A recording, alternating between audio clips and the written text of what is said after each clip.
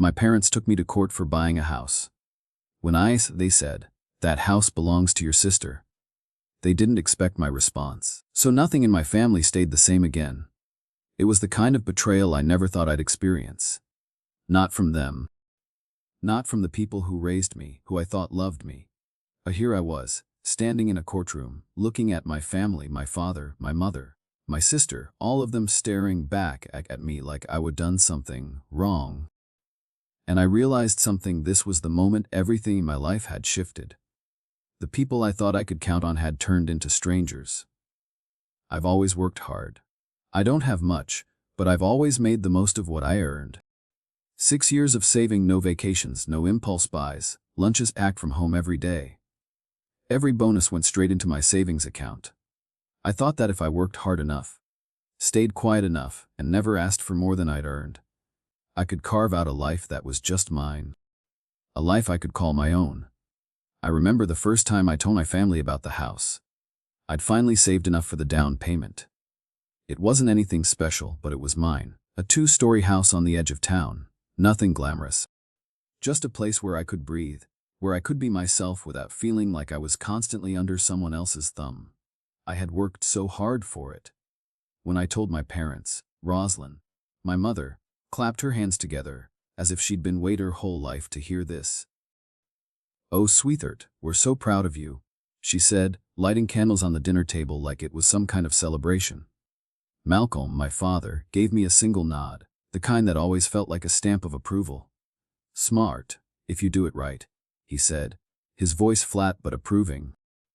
For a moment, I thought everything might finally be okay. Maybe this was the beginning of something better. But then, as I sat down at the table, Celeste, my younger sister, casually leaned back in her chair, stirring her iced tea. "Must be nice having that engineering salary," she said, her tone dripping with something sharp. "Some of us are still paying off grad school." It wasn't a joke. I could tell by the way she said it. It wasn't a joke at all. And in that moment, I could feel the tension in the air. The same tension I had always felt whenever I did something that drew attention away from her. She was the golden child. The one who was always in need, always the one who needed extra help. I had learned long ago that fairness didn't exist in our house. Expectations did. I had never been the favored one. I had learned to live with that. But that comment from Celeste, so casual, so everything rushing back. The resentment. The years of quietly doing everything I could for them. Still, I pushed on. I toured homes on weekends, drove through quiet neighborhoods after work, imagining a life where no one could rewrite my choices. I wanted something that was mine. I wanted a space that didn't feel like it belongs to everyone but me. When I finally found the place, I knew it wasn't perfect. It wasn't glamorous or impressive. But it felt like mine. I signed the papers, the weight of the moment settled like a long, held breath, finally being released. I thought that would be the hardest part. The part where I felt most vulnerable, but I was wrong.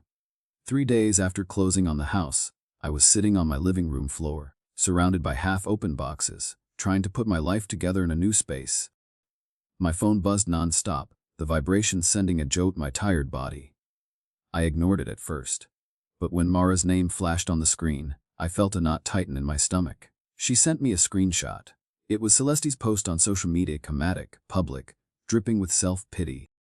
"When your sister uses the money grandma meant for your son, buys one for herself instead." Hundreds of likes. Comments full of strangers calling me greedy, selfish, unbelievable. My throat closed. I read it again slower as I had misunderstood, but no. It was all there. She was accusing me of stealing money that never existed. Money neither grandma nor the family had ever promised her.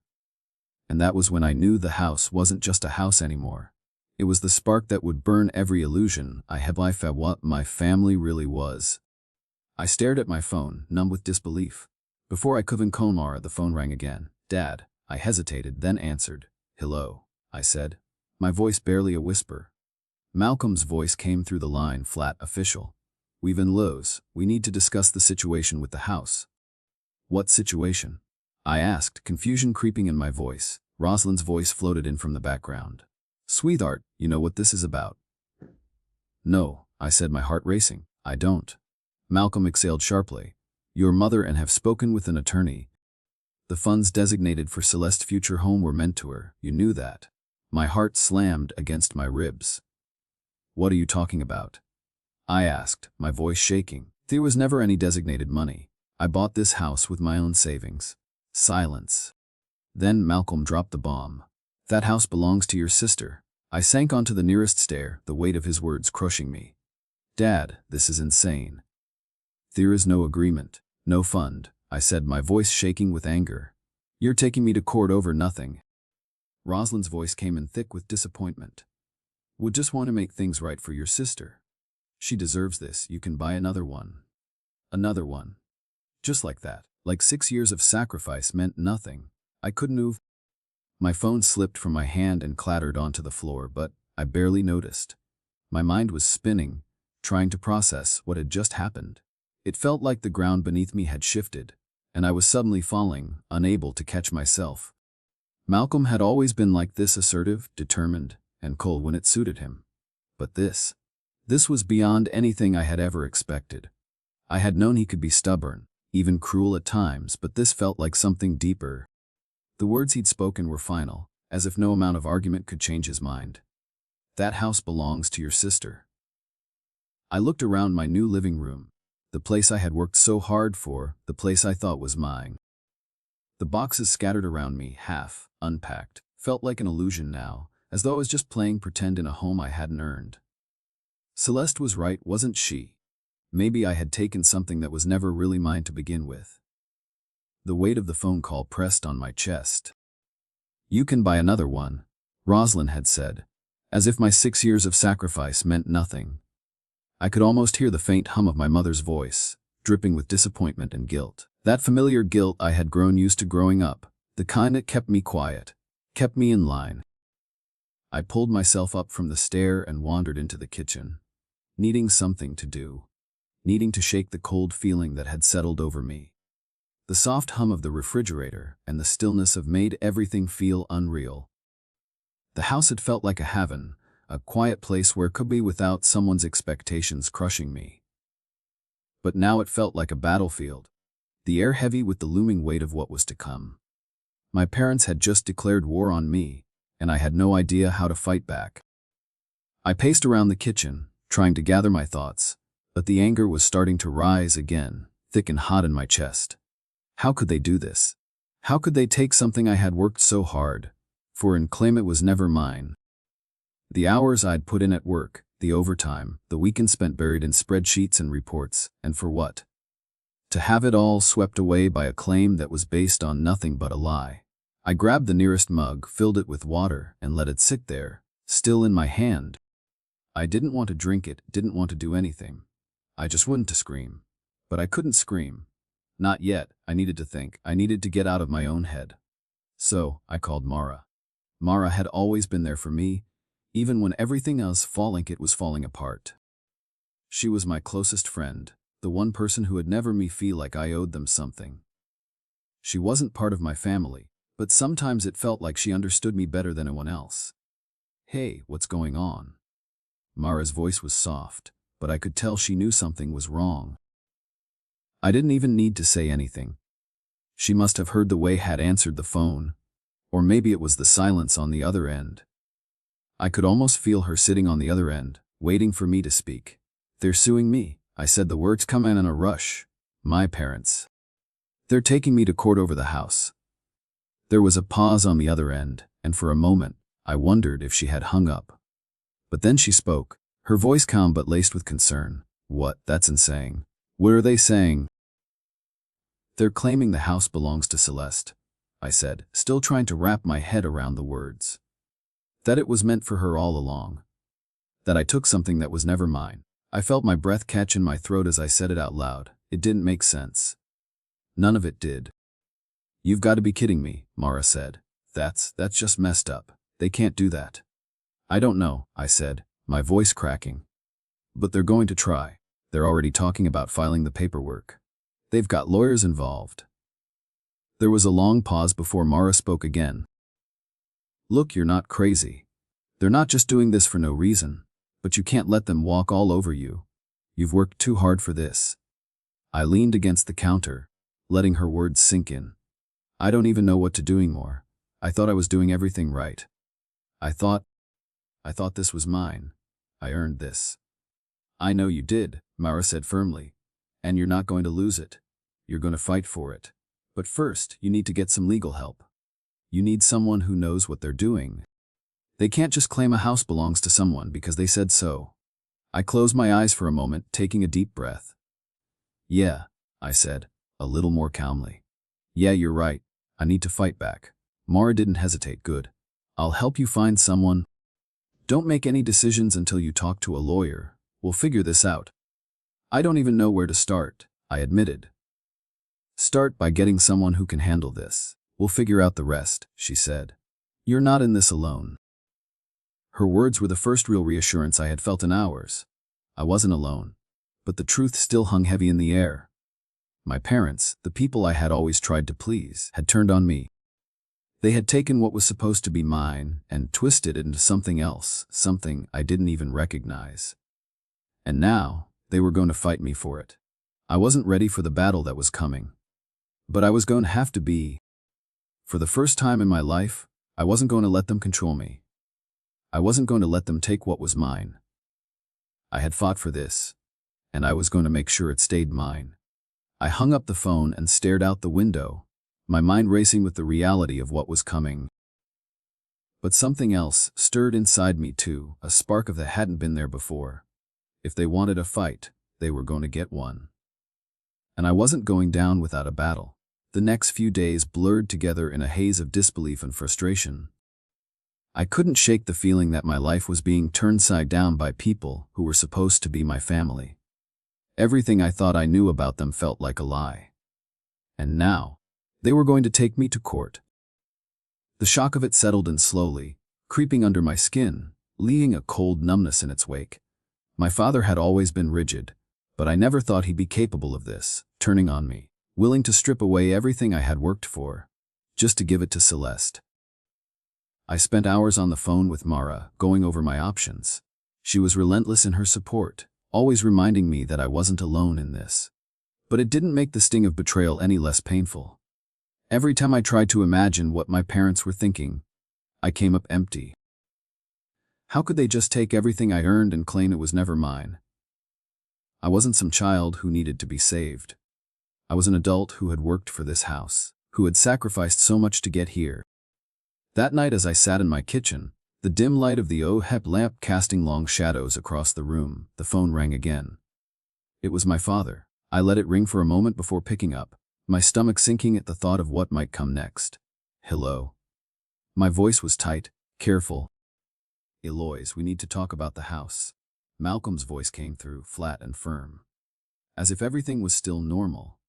As if he hadn't just tried to take my future away. I thought we already talked about this, I said, trying to keep my tone even. You said it belongs to Celeste. That's what this is all about, isn't it?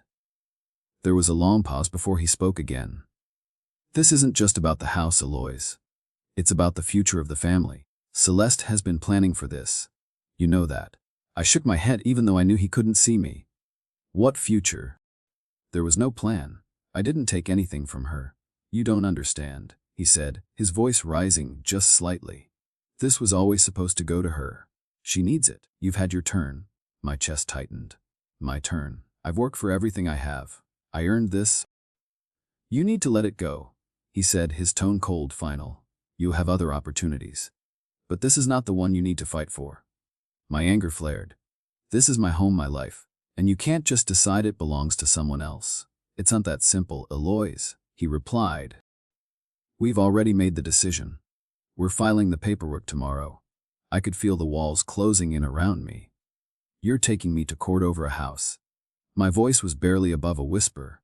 How did we get here? Malcolm didn't answer. Instead, he sighed, a sound I recognized all too well. We're doing what's best for the family. For Celeste. And what about me? I shot back, the words coming out harsher than I intended. What about what's best for me? There was another pause, longer this time. This is for the best, Eloise. You'll understand someday. I felt a wave of cold, bitter anger wash over me. They'll never understand this. Not in a million years. The line went silent for a moment, And then Malcolm spoke again, his voice softer, but still detached. "We'll be in touch. Go lawyer, it's gonna get messy." "Messy?" I repeated, my voice shaking with disbelief. "You're taking a port. You're willing to tear the family apart over a house." "I'm doing what I think is right," he said, the words final, and then, before I could respond, he hung up. I stood there in the kitchen for what felt like hours, staring at the phone in my hand. The silence in the house pressed in on me, and I couldn't shake the feeling that everything I had known was slipping away. My parents, the people who had always seemed like the foundation of my life, had just chosen sides. And I wasn't on their side. I wasn't sure how long I stayed there, but eventually I found myself sitting at the table, my hands clenched into fists, the anger bubbling up inside me. They thought they could just take everything I had worked for, write the rules, and I would sit back and accept it. But I wasn't going to let them. The next day, I called around to find a lawyer. Mara had already given me a few recommendations, and I set up consultations. I needed someone who knew how to handle situations like this, someone who could fight back against the lies my family was trying to sell. I couldn't let them get away with this. When I walked into the law office that afternoon, the receptionist greeted me with a warm smile, but I could barely muster one in return. As I sat down in the waiting area, I couldn't stop thinking about what my parents had done. I couldn't believe they were willing to destroy everything over something so ridiculous. But they weren't just taking me to court, they were taking my future, my dignity, my sense of self. I knew what I had to do. I wasn't going to back down. I wasn't going to let them dictate my life anymore. My thoughts were interrupted when the lawyer, Vivian Hale, walked to the waiting room. She was tall, sharp, and confident. There was something about her that made me feel like she had seen it all before. She extended her hand and I shook it, surprised at how firm her grip was. "Eloise," she said, "let's talk about your case." Vivian Hale's office was sleek, modern, and intimidating. The soft hum of the city outside barely made it through the thick windows, and the clean, angular lines of the furniture gave the whole place an air of sharp efficiency. As I sat down across from her, the scent of freshly brewed coffee aired in the air, mingling with the faint smell of polished wood. It was the kind of place that made you feel like you were walking into a battle, and the person sitting across from you was already prepared to win. Vivian didn't waste time on pleasantries. She pulled a legal pad closer to her, tapping her pen against the side of it, her eyes focused on me like she was already planning her next move. I appreciated that. I didn't need comforting right now. I needed action. "So," she started, her voice steady, but with a hint of something sharper beneath it. "Tell me everything." I inhaled deeply, the weight of the past few days pressing down on me. My parents had already made their decision, and I knew what I had to do. I had to fight. I couldn't let them win. I couldn't let them take what was mine. I leaned forward, my hands resting on the table, and began to speak. I told Vivian everything. The way my parents had always treated me like I was setted right. The years of quiet sacrifice, always doing the right thing, always falling in line. How I'd worked for 6 years, each day, each hour spent earning every penny for this house. How my mother had clapped her hands when I told her I was buying it, pretending to be proud while underneath, there was something darker.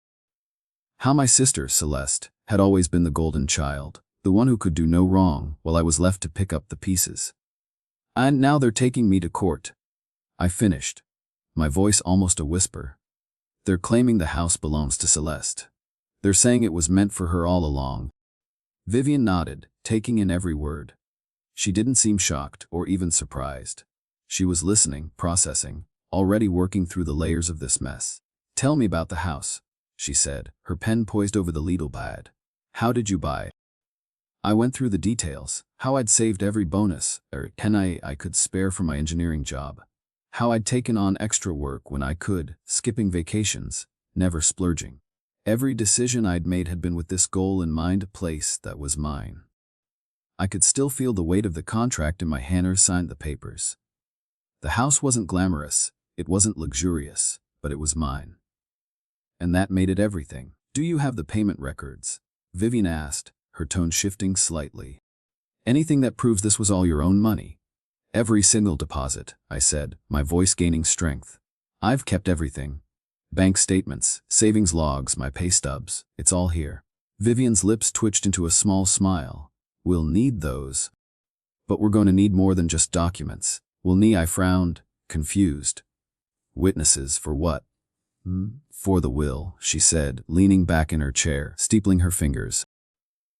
If your parents are claiming that there was an agreement, the house being meant for Celeste, we need to prove there was no such agreement. If there was, it would have been documented somewhere, perhaps in the will of your grandparents. I felt my stomach drop. My grandparents had always believed in fairness. I had always believed they would leave things equal. But the thought that Malcolm had tried to manipulate their will, to make it so Celeste got more, was a bitter pill to swallow. I think I know who can help, I said, the words tasting sour in my mouth. Vivian raised an eyebrow. Who? My Uncle Raymond, I said. He was always close with my grandparents. He knew what was in the will. He would know if my father tried to change it. Vivian nodded approvingly. That's a start. I'll need his statement and anyone else who knew about the distribution of the inheritance. I sat back, letting the weight of what she was saying settle in. This wasn't just a fight over a house anymore. This was a fight over my entire life. Over everything I had worked for. And my Aunt Miriam, I added, a thought coming to me. She always feared something like this would happen. She knows about my father's attempts to manipulate the will. She might be willing to testify. Vivian's gaze was sharp. Then we need to contact them. We need their statements, Eloise. This is going to get complicated, and it's going to get personal. But we're going to need everything we can get to make sure we win. I nodded, a sense of determination rising in me. This wasn't just about the house. This was about my future. About taking back control. I couldn't let my family's lies define me anymore. I had worked for this house, for my independence, and I wasn't going to let them take it from me. Vivian stood up, gathering the papers in front of her. We'll meet again once we've got everything in place. I'll start making calls to your uncle and aunt. You gather the paperwork. We'll need to move quickly. I stood as well, feeling a sense of purpose settle in my chest. Thank you, I said. I appreciate it. I don't know what I'd have done without you. Vivian gave me a sharp nod. Just make sure you're ready. This is only the beginning. As I walked out of her office, I could feel the weight of what lay ahead. The fight wasn't over. In fact, it was just starting. But for the first time since this whole nightmare began, I felt like I had a fighting chance. And I wasn't about to back down. Not now, not ever. 2 days later, I stood outside my new house, my fingers gripping the cold metal of the front door handle. It was late in the evening, and the street was quiet. The last remnants of daylight were fading, leaving behind a dusky blue sky, the kind that seemed to settle over everything with a certain heaviness, as if the world itself was holding its breath. I was waiting for Sarah. She'd called me earlier, offering to come by after work, and even though I knew I had a million things to do, I agreed. I wasn't sure if I was ready to face what was coming, but I knew I couldn't do this alone. The door creaked open as I stepped inside, the familiar scent of cardboard boxes and the faint trace of new paint hitting me like a punch to the gut. It wasn't the comfort it used to be. This house, this place I had poured every ounce of my energy into, had turned into a battleground. I walked through the house, my footsteps echoing in empty rooms. Everything was just as I left it, a sea of unpacked boxes and niche furniture that didn't quite feel like it belonged here yet. It was still in transition, just like me. The phone buzzed in my pocket, pulling me from my thoughts. It was a message from Mara. You're staying here tonight, right? I smiled despite everything. Mara had been my rock, my unwavering support since this all began. Wes, I'm not anywhere. I was about to put my phone away when another message popped up, this one from a number I didn't recognize. I hesitated for a moment before opening it. It was a simple text. "Two need to talk. Your father's lawyer is pushing forward with the case. The paperwork is almost ready to file. You have no choice but to cooperate." The words hit me like a brick to the chest. I stared at the screen, my hands suddenly shaking. I had known this was coming, of course. But seeing it in writing, seeing the truth of it in black, made everything feel so much more real. I was still staring at the message when the doorbell rang. I jumped, startled out of my thoughts. My heart raced as I hurried to the door, opening it to find Sarah standing there. holding 2 large takeout bags in one hand and a bottle of sparkling water in the other. "Food's here," she said with a grin, as if nothing were wrong in the world. I forced a smile. "I could use some food." Sarah stepped inside, glancing around the house with an approving look. "This place is actually nice, you know. It's gonna be great once you settle in. All you need is some furniture, a few plants, and..." She noticing the tension in my posture. "Okay, maybe we'll start with the food." I chuckled, but it didn't reach my eyes. I don't even know where to begin with this. My family is trying to take everything I've worked for. I feel like I'm living in someone else's life. Sarah set the bags down on the counter and took a step closer. Her voice softened. "You're not crazy, you know. None of this is your fault. You earned this, every single bit of it." I sank onto the nearest chair, my hands still trembling as I picked up my glass of water. "I don't know what to do. They're filing the paperwork. They're gonna sue me. They've already decided I don't deserve it." Sarah took a seat across from me, her eyes narrowing with determination. "Then we're going to make sure they know the truth. You're not going down without a fight."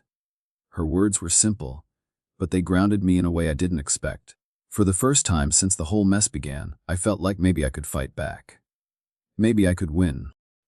I closed my eyes for a moment, taking a deep breath, trying to steady myself. I had been so focused on the fear, the overwhelming sense of loss, that I hadn't allowed myself to think about the next step. But Sarah was right. I had worked too hard, sacrificed too much, to let my funk all over me. "I'm not giving this up," I said quietly, my voice steady for the first time in days. "I've come too far. This house, it's mine. And I'm going to fight for it." "Damn right you are," Sarah said, leaning forward, a smile at the corners of her lips. "We'll get a lawyer. We'll dig into everything. If they want to play dirty, we'll show them how it's done." I nodded, the weight of the decision settling over me. This was just the beginning.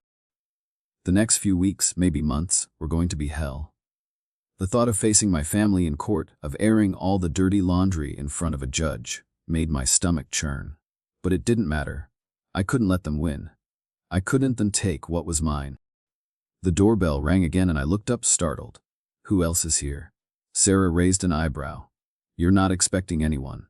I shook my head, just as a voice called from the front door. "It's me." I stood quickly, recognizing the voice. Vivian Hale. She had agreed to come by later to discuss the next steps. But I hadn't expected her this soon. I opened the door to find her standing there, holding a file folder in one hand. She looked every bit the professional lawyer I had come lion, sharp, confident, and composed. "I hope I'm not interrupting," she said, stepping inside waiting for an invitation. "Of course not," I said, stepping back to let her in. "Come in." Vivian didn't waste time with small talk. She walked straight to the kitchen table, setting the file down.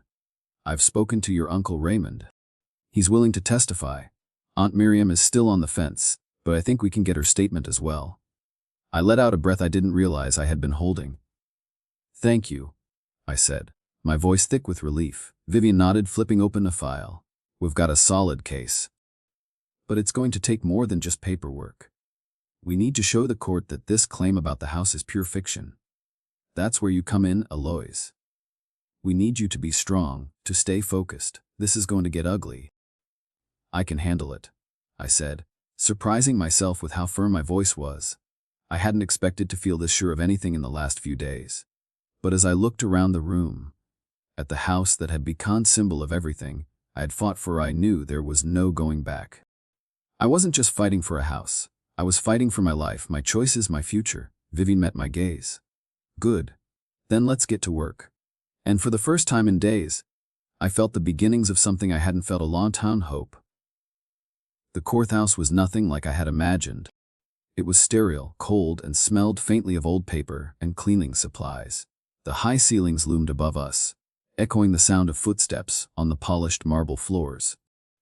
I could feel my heart beating in my chest as I walked through the entrance, the weight of the situation pressing down on me with every step. The air felt thick, suffocating, and I could almost hear the faint murmur of whispers as we made our way down the hall. Every glance I caught from the other people in the building seemed to linger just a little too long, like they knew something I didn't. But I wasn't here for them. I was here for myself. Vivian walked beside me, her pace measured, her expression neutral. She was the calm in this storm, and I found some small comfort in her presence. I had to keep reminding myself that this was all a legal matter. It wasn't personal. My family had made it personal, but I couldn't let them drag me down with their games. This was about proving that I had earned everything I had, and that my family's claim was based on nothing but false accusations. We made our way into the courtroom, where everything felt even more oppressive. The room was filled with dark wood paneling and high-backed chairs, creating an atmosphere that seemed to swallow everything around it. The seats were nearly all taken, but I could see the ones reserved for my family, the plaintiff's table, waiting for us. Malcolm, Rosalind, and Celeste were already seated, their eyes fixed on me as I entered the room. I couldn't help but notice the tension between them, a silent but thick current of unspoken words. Malcolm looked as stiff as ever, his jaw set in that firm line I had come to recognize so well. Rosalind was staring down at her lap, her hands folded tight out of her, and Celeste had her arms crossed, her lips pressed into a thin line. She had the same look she always wore when things didn't go away, a mix of defiance and quiet resentment, as if the world owed her something. And then there was me. I felt like I was the one walking into a lion's den but couldn't show any weakness. Not now. Not here. Vivian gave me a subtle nod, and I took my place beside her at the defendant's table. The weight of the situation settled heavily on my shoulders, but I straightened my back and forced myself to focus. I couldn't let the sight of my family distract me. This was my chance to prove them wrong. This was my chance to fight for what was mine. The judge entered, and the room fell silent in an instant. She was an older woman, but there was something about her presence that immediately commanded respect. She had a sharpness to her eyes, the kind that made it clear she wasn't going to tolerate any nonsense. As she took her seat, the court was called to order. "Let's proceed," she said, her voice firm but not unkind. "We'll start with the plaintiff's opening statement." Bernard Langford, my parents' lawyer, stood up from the plaintiff's table, smoothing his tie as he walked to the center of the room. He looked like the type of lawyer you'd see in movies, flushed and far too confident for his own good. His voice rang out as he addressed the court, framing case in such a way that it sounded almost believable. "Your Honor," he began, his tone smooth and practiced.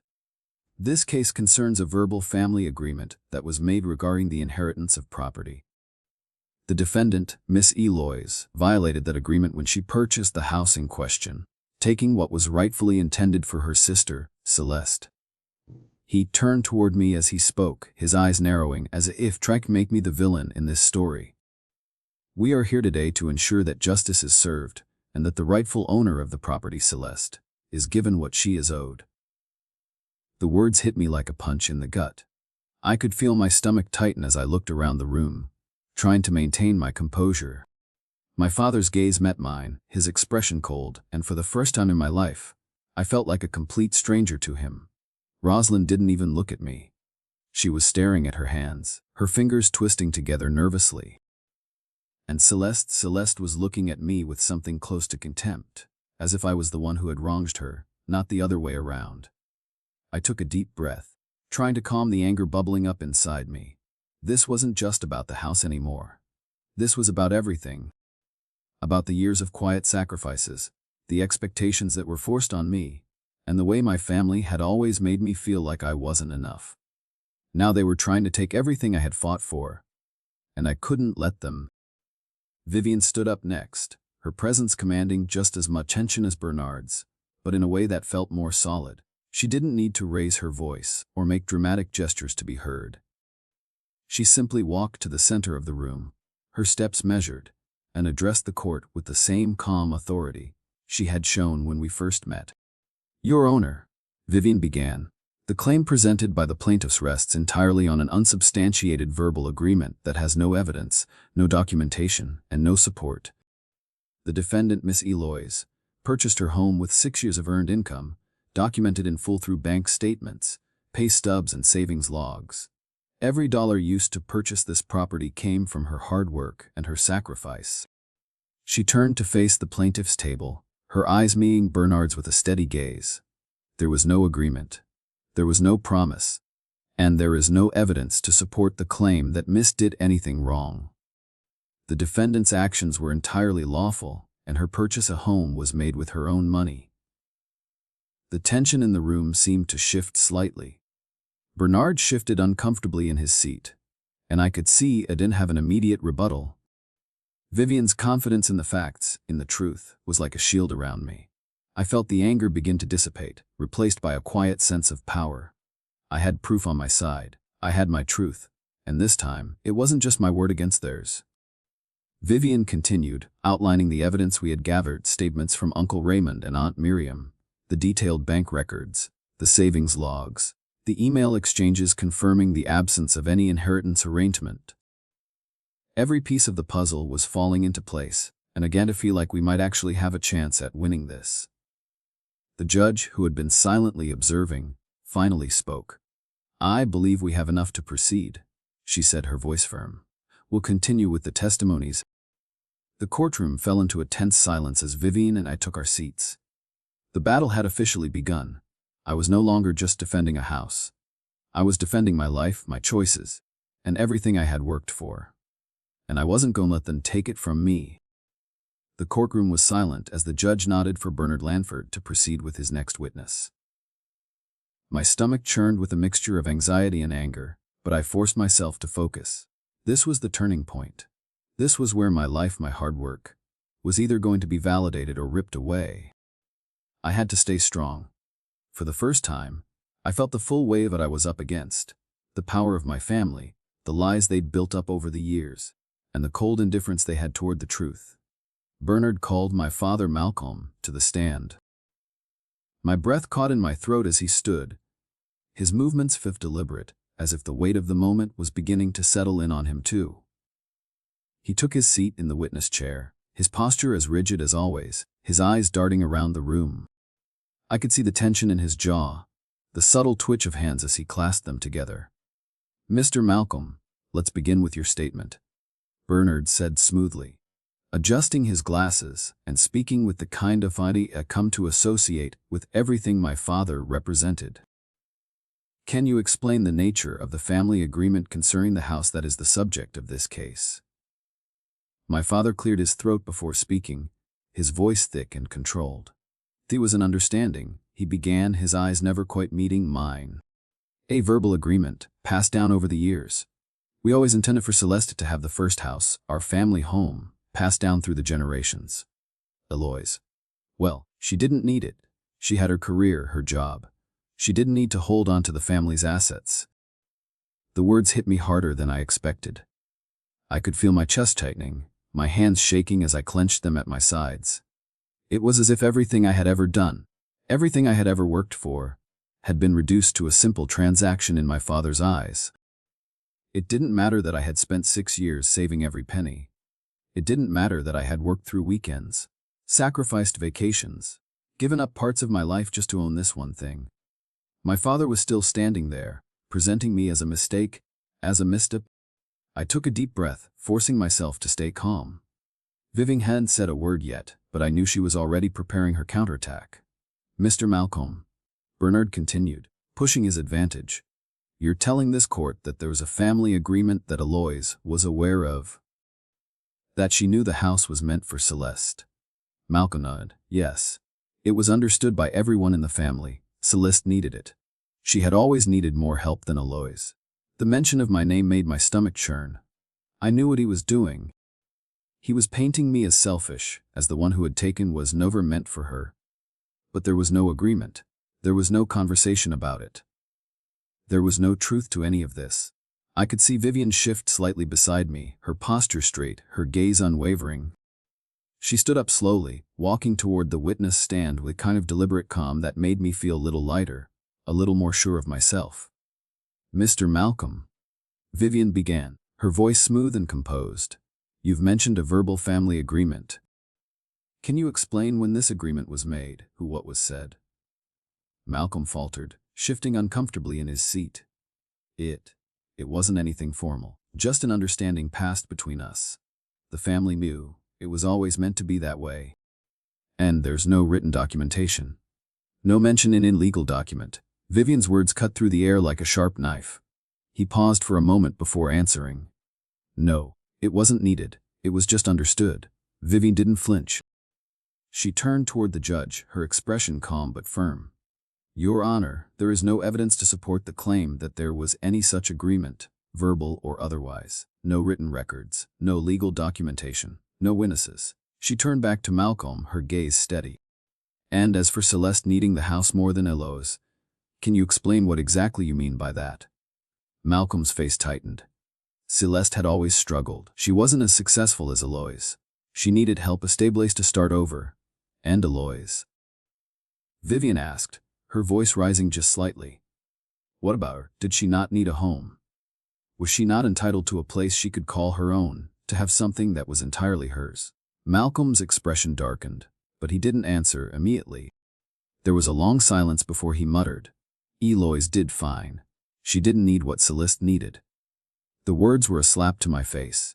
I could feel the bitterness rise in my throat, the anger push into the calm I had tried so hard to maintain. But I couldn't let it show. Not yet.